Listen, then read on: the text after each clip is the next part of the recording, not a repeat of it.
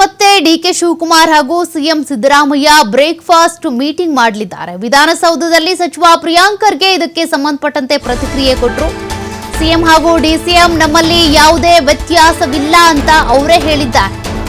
ಅದನ್ನ ಬಹಿರಂಗವಾಗಿನೇ ಅಕ್ಕಪಕ್ಕ ಕೂತು ಮಾತನಾಡಿದ್ದಾರೆ.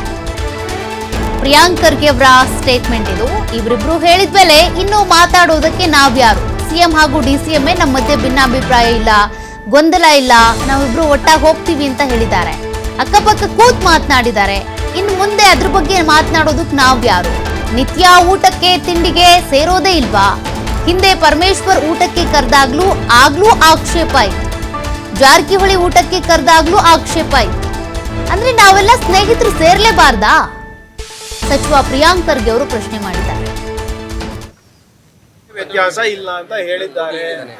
ಅದನ್ನ ಬಹಿರಂಗವಾಗಿ ಮಾಧ್ಯಮ ಸ್ನೇಹಿತರ ಎದುರುಗಡೆ ಬಿಟ್ಕೊಂಡೇ ಮಾತನಾಡಿದ್ದಾರೆ. ಅವ್ರಿಬ್ರೇ ಹೇಳಿದ್ಮೇಲೆ ಮತ್ತೆ ನಾನು ಯಾರು ಹೇಳಕ್ಕೆ? ಅದು ಈಗ ಕರೆದಿಲ್ಲ ಅಂದ್ರೆ ಅದು ಹೆಡ್ಲೈನು, ಸಮನ್ವಯ ಇಲ್ಲ ಅಂತ. ಕರೆದ್ರು ಹೆಡ್ಲೈನು ಏನ್ ಅದನ್ನ ಹೇಳಿ ಕೇಳಿ ಮಾಡ್ಬೇಕು. ಯಾಕೆ ದಿನ ಮಾಡೋದಿಲ್ವಾ? ಪರಮೇಶ್ವರ್ ಸಾಹೇಬ್ರು ಮೀಟಿಂಗ್ ಮಾಡಿದಾಗ ಅದಕ್ಕೂ ಆಕ್ಷೇಪ, ಜಾರಕಿಹೊಳಿ ಅವ್ರು ಮಾಡಿದ್ರು ಅದಕ್ಕೂ ಸುದ್ದಿ. ಅಂದ್ರೆ ನಾವೆಲ್ಲ ಸ್ನೇಹಿತರು ಸೇರ್ಲೇಬಾರ್ದ? ಬಹಳ ಸ್ಪಷ್ಟವಾಗಿ ಮುಖ್ಯಮಂತ್ರಿಗಳು ಉಪಮುಖ್ಯಮಂತ್ರಿಗಳು ನಮ್ಮಲ್ಲಿ ಯಾವುದೇ ವ್ಯತ್ಯಾಸ ಇಲ್ಲ ಅಂತ ಹೇಳಿದ್ದಾರೆ.